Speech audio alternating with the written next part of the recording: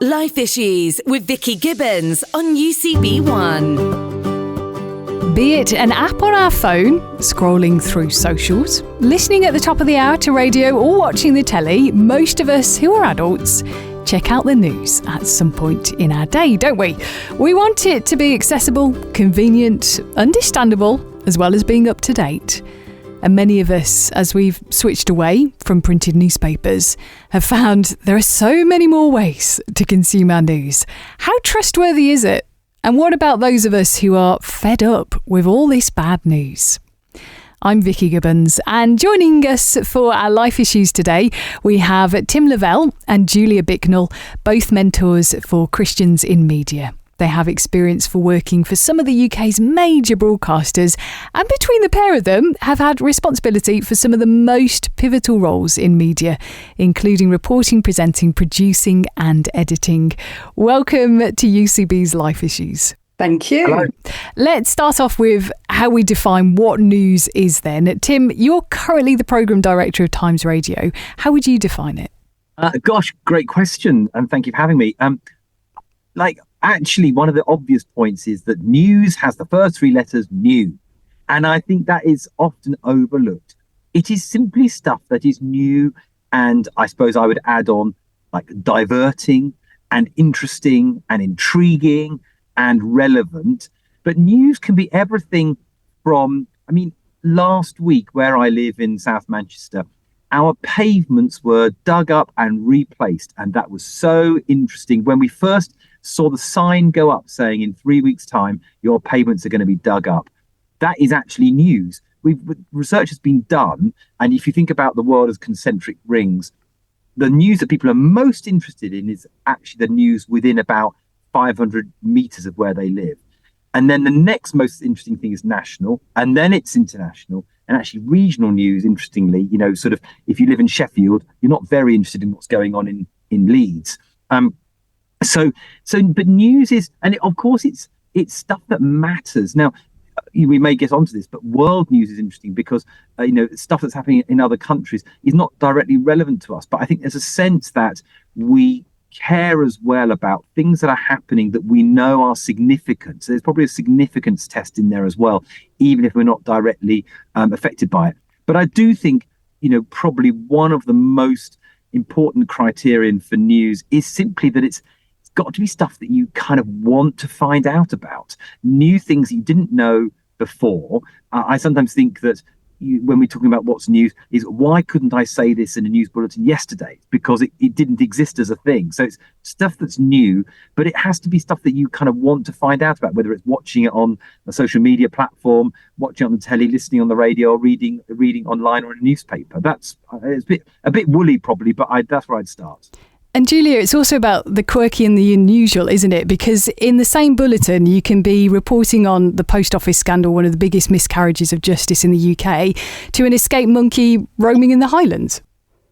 Exactly. And I think, we often would sort of say, the last item is something that people would sort of talk about in the pub or, hey, did you hear that story about the such and such? And you're right, the monkey in the Highlands or whatever it is a classic, because that's the kind of thing that is so out of the ordinary or so unexpected. It just kind of captures your imagination. But as, as Tim was saying, it's also things that are relevant to you, train fares going up, bus fares going up. It's things that affect your daily life, as Tim was saying. And if you don't know that the law has changed, I was just before we came on this talk, I was looking up when does the government rule that stops people coming in to work in our care sector from overseas, when does the law change to say they can no longer bring their dependent spouse? Now, that's going to make a big difference to our care sector because, there was I was reading a report towards the end of last year that was saying, oh, my goodness, that means loads and loads of people will not come to the UK to work anymore if they can't bring their families. And we're going to lose all these care workers. But as you might have heard in the news yesterday, there was a big story that the Daily Mail has exposed that this whole system is being abused. So, there's always different aspects. And, a story like the post office scandal you mentioned, that is, new angles and new elements coming out all the time. So a news story, as they say, can run and run, but the idea is there's always another aspect, or someone else has talked about it who's given new light on the subject, whatever that might be. And Tim, this idea that those who are creating, producing, shaping the news are gatekeepers. You were talking about, first and foremost, the interest at a local, within, 500 metres of where you live. This idea of how do we know what is in the public interest? Well, they're slightly different things, because I think editors and journalists are slightly play less of a gatekeeper role than they did in the past. Because with the rise of social media platforms, people can even more can get access to the sort of stories they're interested in, and also creators of news can deliver that. So what you're seeing is that, you're seeing, if you look at like the Daily Mail website, for instance, there's lots of, a news story will be some TikTok cleaning hack that's gone viral, but they're picking up on it because people are interested in it. And it's not because they've themselves decided to make a change to something, because actually, millions or hundreds of thousands of people are actually are sort of soaking it up. And so there's a kind of almost a democratization of news that has been going on. And so therefore, what is in the public interest is a kind of interesting thing, because sometimes that falls into the category of what I remember the children's magazine, The Week Junior, has a box that's called "Boring but Important," and so there's an interesting point there about sometimes what's in the public interest doesn't interest the public very much. Sometimes it does, and I think journalists think about this a lot. I was just thinking it's not quite the same thing, but I was just mulling as Julia was talking there about the Ukraine war. It's been going for 2 years now. When it first happened, it was, audience interest was off the scale. But now, credible news publications are publishing articles about the Ukraine war, and the numbers are very small. People are not reading them because, and often news journalists get accused by people who say, "Oh, you've stopped covering the famine in Malawi or whatever," and we go, okay, you've stopped reading the stories we were publishing about the famine in Malawi. So the journalists actually take their cue from what people are reading. I work at Times Radio. That's linked to the Times, a bit like the BBC website. We can see what stories our readers are clicking on and reading, and you can see what actually people want to read about. And so, and actually, sometimes the stories that we as journalists are proudest of don't come sort of near the top of the list. Now, we also have to make them interesting. That's partly on us. We've got to try and find the kind of interesting angle. But I think that what's interesting is that it's almost easiest when what's in the public interest coincides with what public are interested in. So actually, the post office story is a great one, because that's been going along for a long time. Some amazing journalists have been covering it for many years and trying to get compensation and whatever. So it has been covered, but then there's been this explosion of interest because of this ITV drama, and now things are happening at a faster pace. It's not that it wasn't being covered before, but it's obviously been covered more, and so I think that's it's a sad story, obviously, but it's a good moment when those two things to come together. And where we struggle is where there are important stories that you want to tell, but you sometimes struggle to find an audience for them. Julia Bicknell and Tim Levell have been part of the broadcasting industry for more than 3 decades, 60 years plus experience between them. They've had plenty to add already to how news brings stories impacting every aspect of our everyday, from the economic times we're living in to the latest breakthrough impacting our health. Both of you have worked for the BBC, founded on John Reef's values to inform, educate, entertain. That was in the 1920s. We live in a vastly different media landscape. What values do you see at the forefront of the content that's being created at the moment? Wow, that's a big question. I think there's various things going on. And I think, for instance, this morning I noticed, again, I'm not particularly wanting to plug the BBC, but I know that what the BBC's realised is that it has to, quote unquote, show its workings, because it realises, as Tim said, people can pick up their news in many other ways, particularly via socials. And so what the BBC has just launched on its website is what they're calling the Verify, and you can click and it will kind of take you behind the scenes and explain to you and show you how it has got to the conclusion that a piece of video is genuine or not. But I think more than ever, the values that the journalists and who produce the news, certainly in mainstream media, they're realizing that the values have to be pretty much sort of transparency and openness about the way that we say this news can be trusted, that news is not to be trusted. And now we used to take it for granted that mainstream media, like, Times Radio, like the BBC, ITV, Channel 4, people would trust them.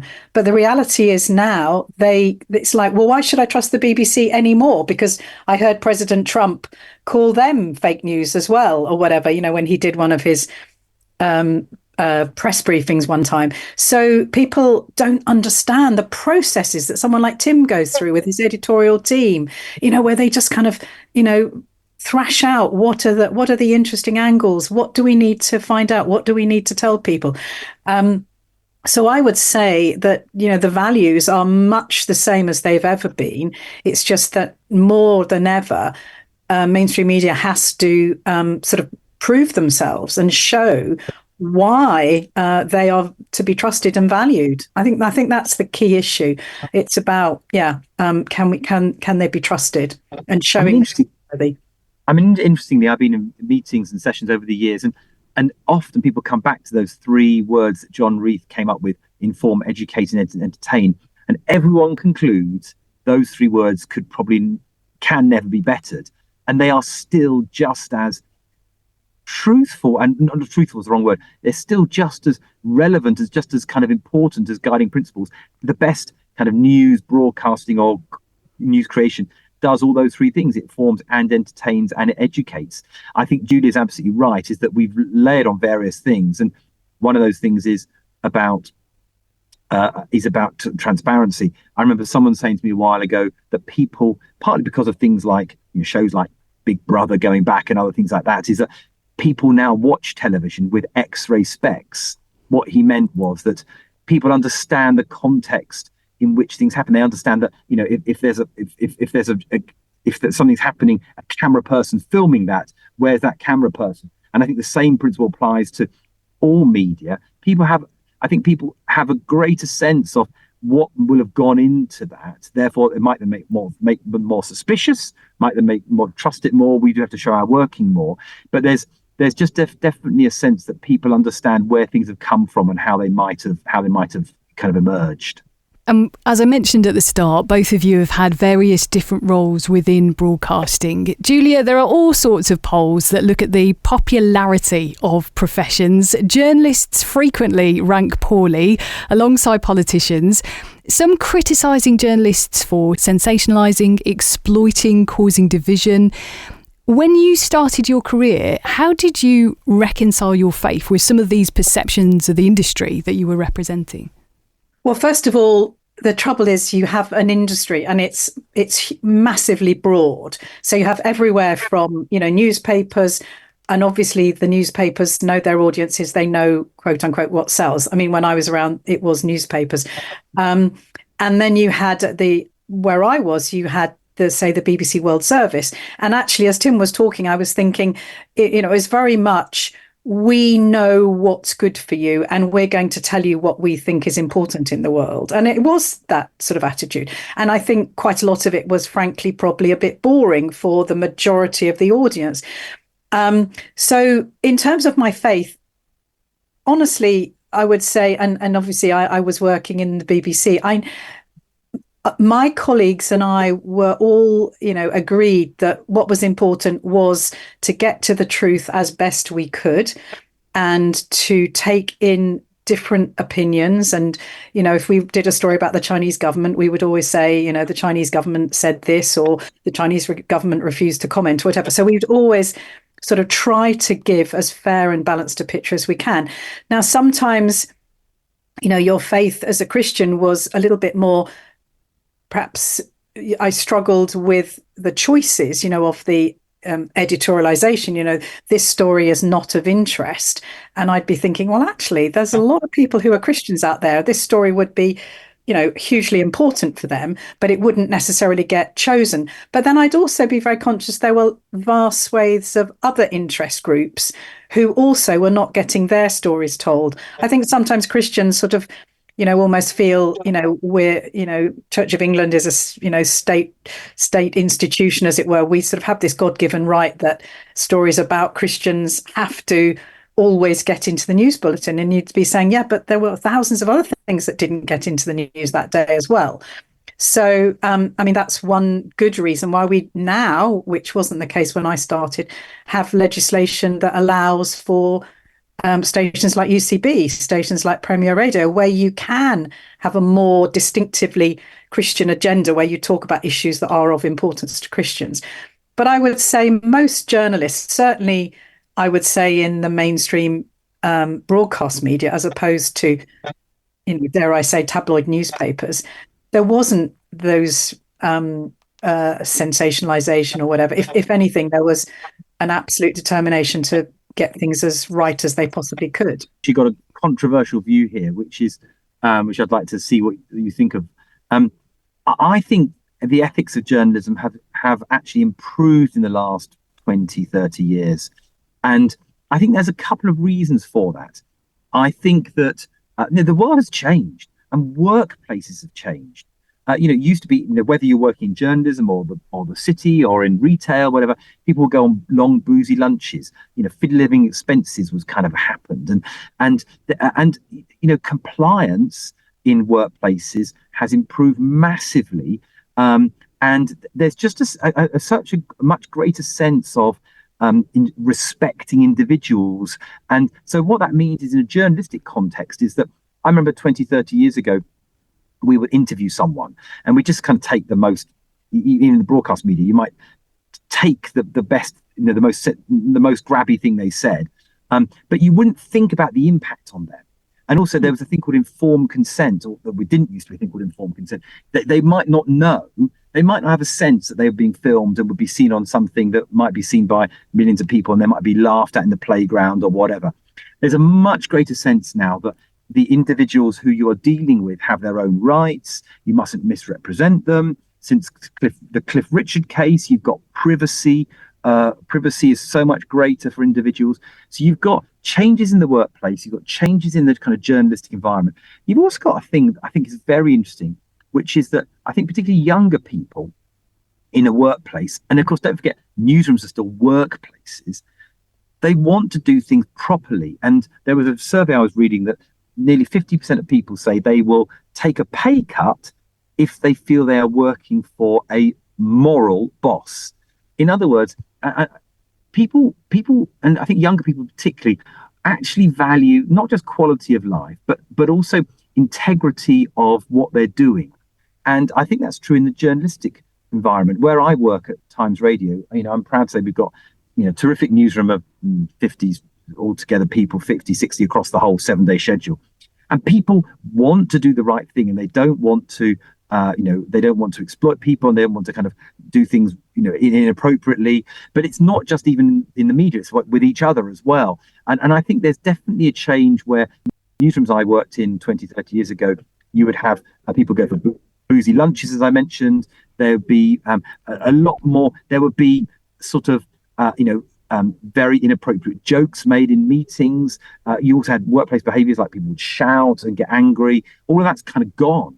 So I wonder whether we are seeing the things that underpin journalism, even in tabloid press as well, just having a greater sense of appropriateness and ethicalness.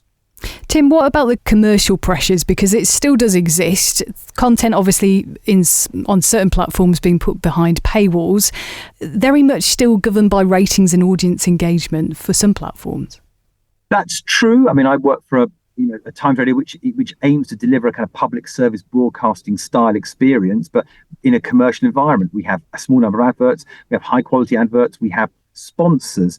I think, I suppose I'm in a lucky position in that we are positioning Times Radio, a 24-hour live news radio station, to be a high quality product, and advertisers want high quality output. So we are, we're here for the long run. We're really pleased with that. We've got 500,000 listeners who listen for about 8 hours a week. That's very high numbers of average listening. And actually, it's part of our brand is to be quality. And so we don't want to kind of seem like we are, dumbing down or doing things purely for commercial gain. What I would say is that there are commercial pressures, and we have sponsored shows, but we're kind of happy with the brands we have, and we've just got to kind of make that work. And it is hard, and I suppose what we're seeing, we've seen a lot of websites go bust.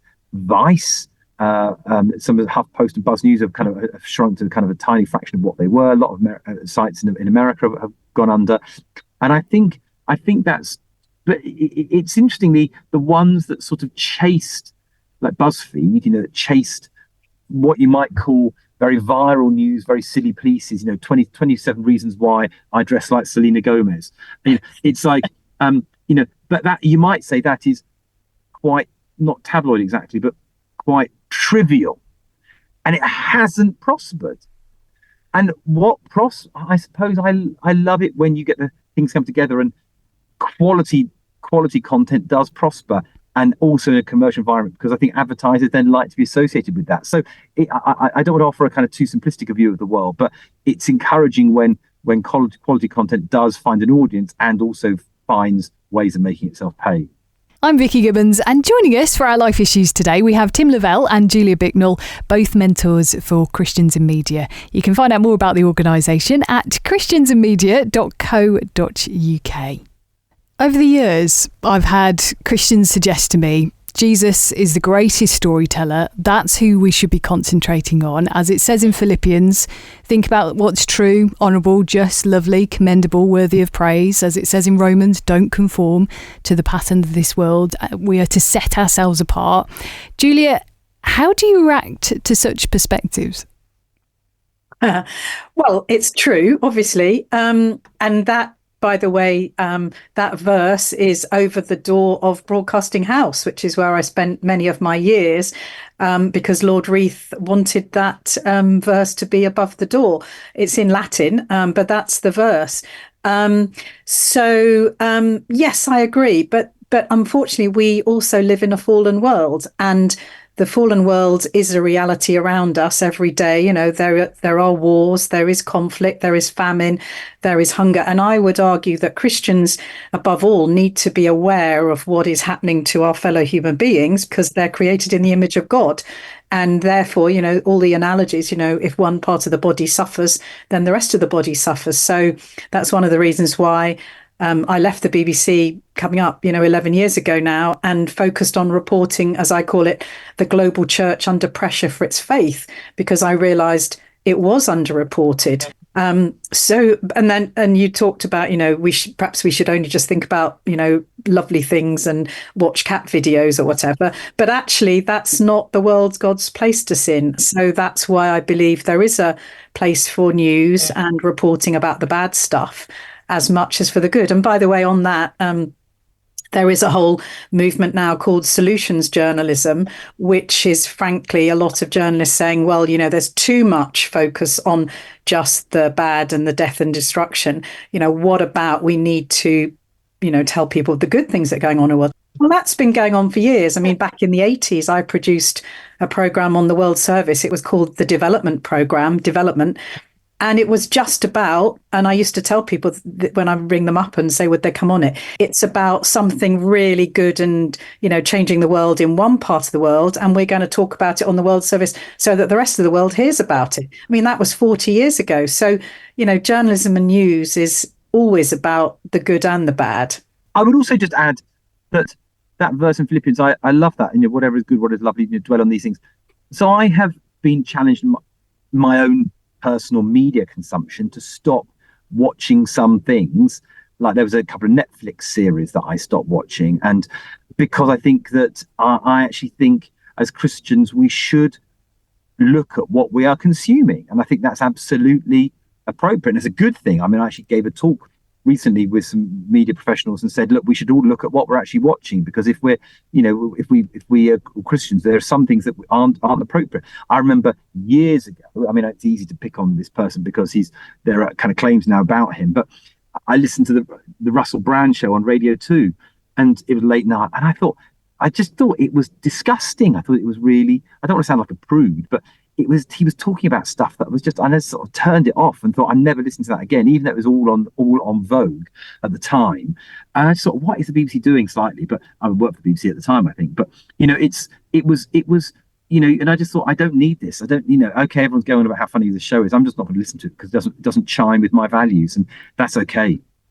But what of this double threat that Julia's alluded to as well, this threat of selective news avoidance, this idea of actually the context of the world that we live in with the wars and the climate change and the threat of famine, news fatigue as well.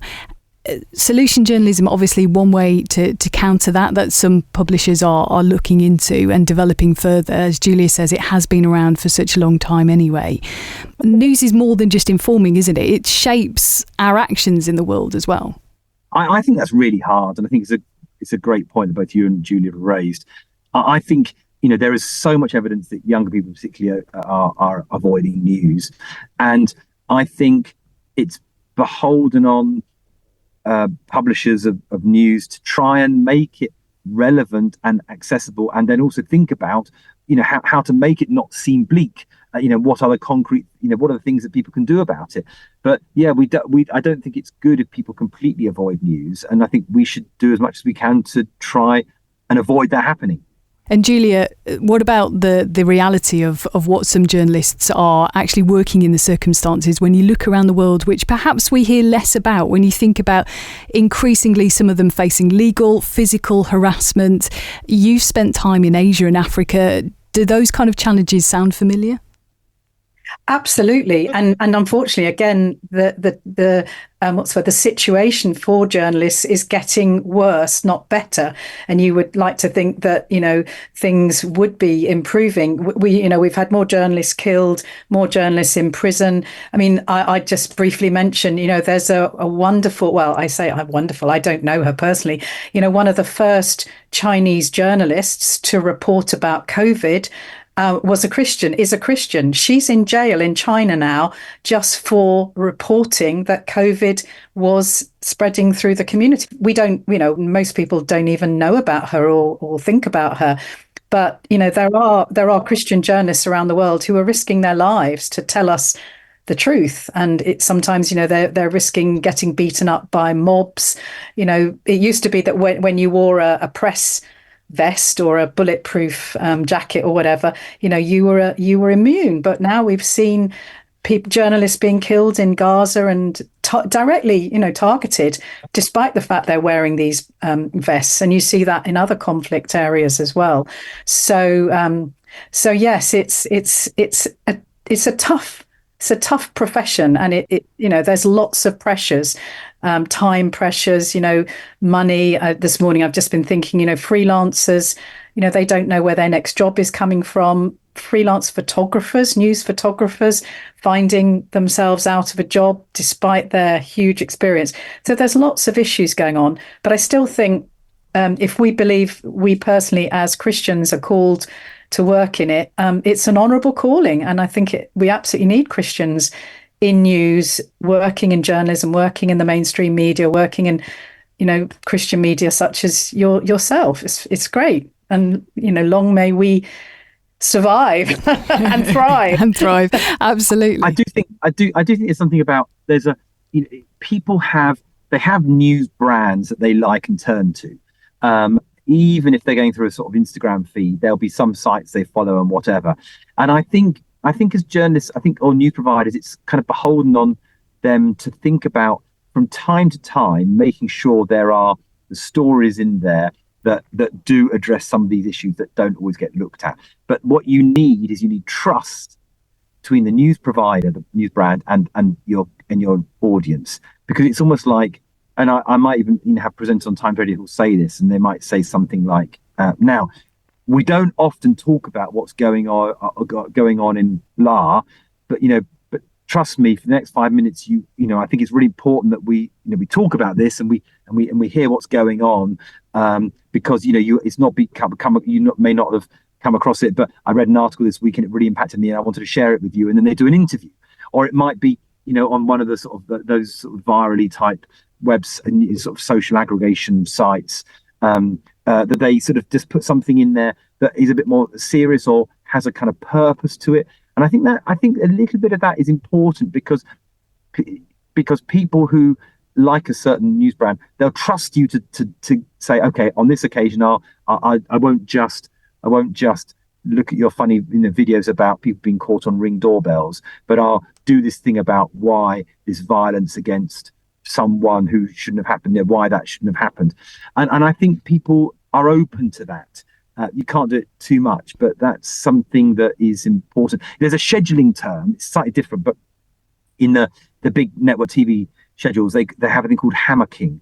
And hammocking is where you go from EastEnders at 8 o'clock to at 9 o'clock, You've Been Framed, but at 8:30 they do a half-hour program about the crisis in social care. And it used to work better when scheduled TV really was powerful, but hammocking meant they watch EastEnders, they'll stay for You've Been Framed, and they'll sit through a documentary for half an hour about the crisis in the social care system. That's called hammocking. You take people from one show, and now you can't do it as much as you used to be able to do, and that's one of the challenges which we sort of alluded to, that people are missing out on serious content because they can just bypass it so much more easily. And I think that that what I'm saying is, I suppose that some news publishers just need to think about from time to time, if their thing is to be diverting and silly, just think about from time to time put something a bit different in the feed. Julia Bicknell and Tim Levell are passionate about their faith and bringing something different to broadcasting in the UK and beyond. Do you think, Tim, there is a lasting impact? Julia mentioned it a moment ago, from the pandemic and the way that we also consume news during those years. That idea of it being a key source of public health messaging, receiving, a daily awful death toll through the news outlets. Do you think that changed our relationship, especially given we live with even a heightened awareness of our mental well-being and what causes and triggers anxiety and stress within us? Possibly. I remember at the height of the first lockdown hearing a great discussion where one person said brilliantly, because there was all this talk about how everything was going to change, and what this person said was that everybody who's been lobbying for a particular change in whatever it might be, fewer commuting, few miles, organic food, whatever, they are seeing this as the opportunity for this change to happen. And everybody said, from now on after the pandemic, we're never going to travel into a city again, or we're never going to holiday abroad again, or we are always going to spend time with our children every single day. And and everyone's wanted their own particular hobby horse to happen. The truth is the pandemic is fading fast from the public memory, and life feels like it's sort of so much back to normal. Not normal, that's the wrong word, back to how it was before. There will be some shifts, hybrid working's one, but I think the pandemic probably will have, my hunch is it will have had less of a actual impact than people think or thought it might do. What I think you are right about, of course, though, is that there has been a growing focus on mental health and those sort of things that for longer, that predates the pandemic, and that's definitely true. And I think people will. This is my point about kind of why the news is perhaps a bit more ethical than it used to be. It's just our consumption is takes place within a prism where we're more aware of the net effect of all this stuff, and we take on board a bit more seriously what we do and why we do it. We're coming to final thoughts around, I guess, the future of journalism as well. Julia, young people very much sourcing it, as we've mentioned before, the platforms like TikTok, YouTube, over these traditional formats. They're going for those video-based networks. Where do you see things landing in the future? I think you're definitely right. I do. I mean, there has been, I was looking at some graphs that I was shown last week by the National Union of Journalists that showed, that as Tim said, the appetite for sort of main news consumption is definitely going down. I think where it's all going, obviously the biggest threat is coming along is AI and generative AI. And fake videos. And I think that is the big thing, is going to be these issues of trust and also sort of authenticity. And I think, again, coming back to there was a phrase that in the BBC newsroom, as digital was coming in very much in the sort of 2000s, I remember meeting after meeting, our bosses would sort of say, but people will still need trusted guides. And I think we've talked about that quite a lot. And I think young people, why are they getting their news from people they trust, friends that they trust? It's because they kind of want the sort of quote unquote authenticity that, well, my friend told me this, so it must be true kind of thing. So I think where we as Christians can be in there is, are we authentic? Are we authentic sources? Do we always tell the truth? We don't always, sometimes things, as we've seen, with some of the church news coming out, we haven't always been open and honest about our failings and, mistakes and where we've got things wrong. And I think more and more, as I understand it, younger audiences, once you've lost their trust, it's going to be hard to get it back again. At the same time, I think we feed into that sense of, meaning and purpose and identity. And I think if we can tell the news in a way that helps people to realize that they can have a part in, changing the world for the better, I think those are the places where, people will still keep coming, wanting to know. What about artificial intelligence, Tim? How do you see things, feeding into what you do? Because obviously it's going to help in terms of gathering, productivity gains, fact checking, but then it does raise some big ethical questions about intellectual property. I think there's a whole podcast that could be done on just that. And it does all those things. I think it's going to be so huge. We've got no idea how big it's going to be. And this year, election year, it will affect that. I think we're in just beginning. I almost feel like I don't at the moment don't have the skills or the kind of to know kind of quite how to take advantage of it and capitalize on it in a good way, but also how to be prepared for it. It's going to change things so fundamentally, and we're just in such an early stage of it, and just got to try and kind of get a sense of what it means and how take baby steps in terms of what I'm doing, running a radio station, working out how we can use it, how we can be kind of careful around it. And I think every journalist is thinking about this. I think we're nervous about the elections, seeing how that plays out.